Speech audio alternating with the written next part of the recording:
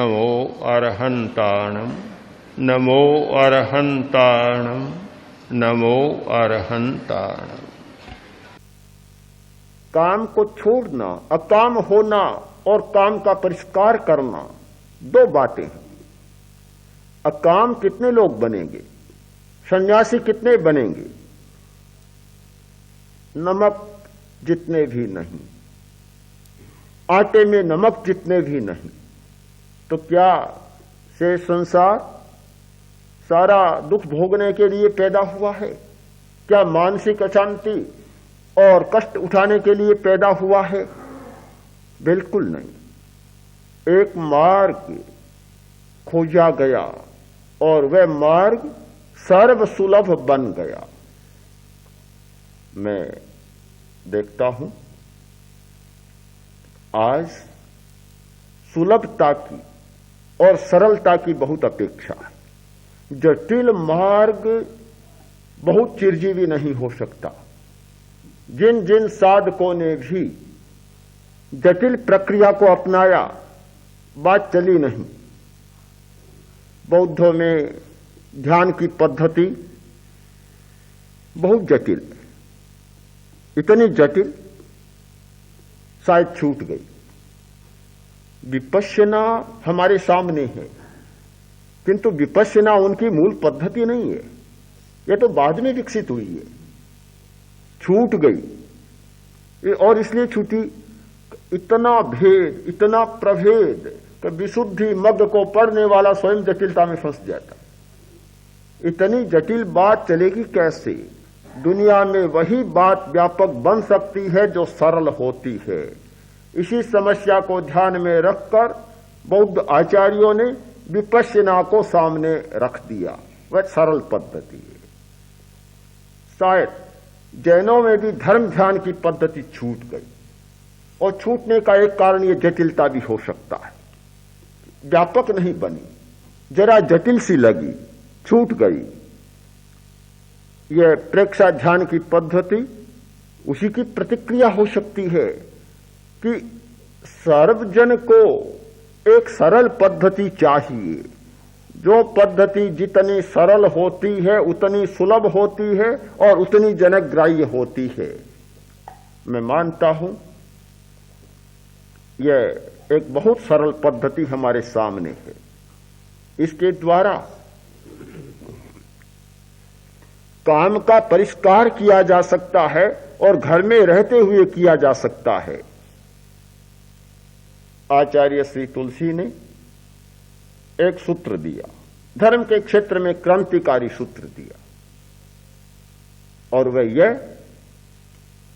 उनकी भाषा में कि मैं यह नहीं कहता कि सब सन्यासी बन जाए, किंतु जो व्यक्ति जहां है वहां रहते हुए अच्छा बन जाए।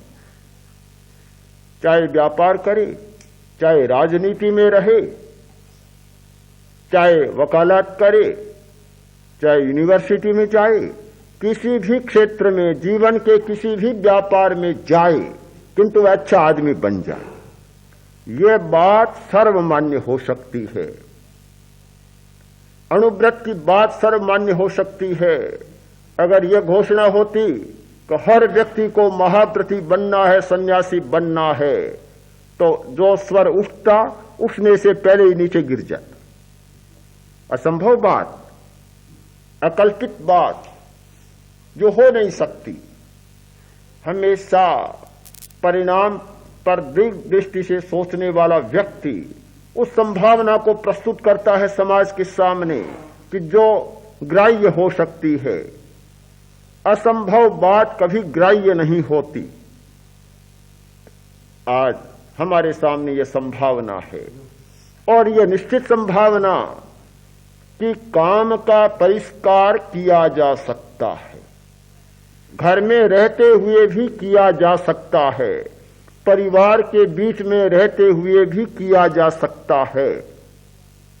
शर्त केवल इतनी,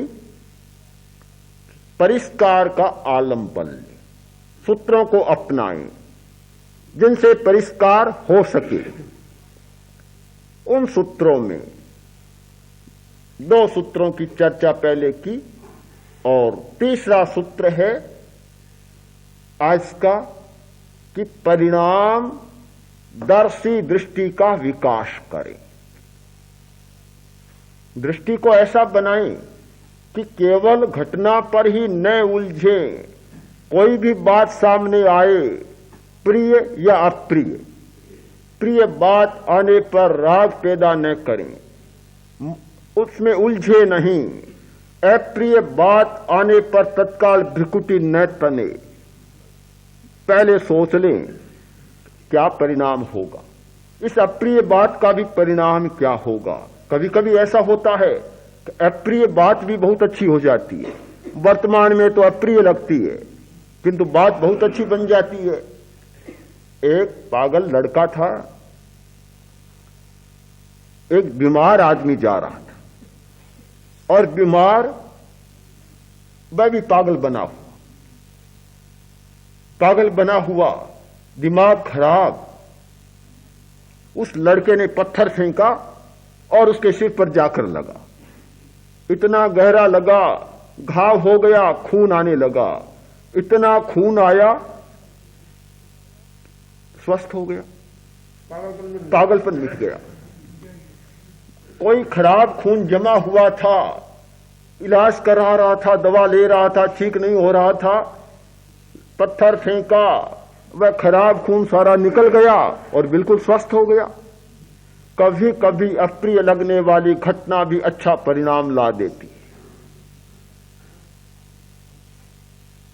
अप्रिय को अप्रियता की दृष्टि से न देखना, प्रियता को प्रियता की दृष्टि से न देखना, किंतु परिणाम के संदर्भ में प्रियता और अप्रियता का अनुभव करना, उन्हें समझना, उनकी व्याख्या करना। इस दृष्टि का जैसे जैसे विकास होता है अपने आप कामना पर अंकुश लगता चला जाएगा। नहीं तो सीधी कामना जागती, एक इच्छा जागती कि पत्थर फेंका है, पत्थर तो वापस बड़ा पत्थर फेंका जाए, सीधी भावना जागती है, काम होता है। अप्रियता लग सकती है, कभी कभी गाली देना बड़ा अच्छा हो जाता है। और पागलपन के लिए एक सूत्र है, मनोवैज्ञानिक सूत्र, कि पागल आदमी को डराओ, पागलपन शांत होता है तत्काल। एक कोई आदमी पागल आवेश में आया हुआ है, अब उसके जाकर पुचकारे कि नहीं भाई ऐसा मत करो, देखो ध्यान दो, समझाने का प्रयत्न करे, कुछ भी सफल नहीं होगा, तत्काल डांका, चुप रहो, परिणाम अच्छा नहीं होगा, एकदम शांत होता है। हमने देखा लाडनू में, हम लोग पहले दिन आए, एक महिला जो विक्षिप्त है और बड़ा उपद्रव करने लगी, लोग इधर उधर कहने लगे, कुछ भी नहीं हुआ। एक व्यक्ति ने ललकारा और कहा देखो ध्यान रखो, वही परिणाम होगा जो पहले हुआ था। एकदम ऐसे शांत हो गई कि मानो बस पत्थर फेंका, चिड़िया उड़ गई।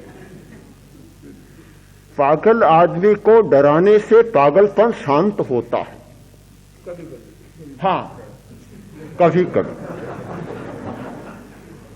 तो हर बात इस संदर्भ में देखें,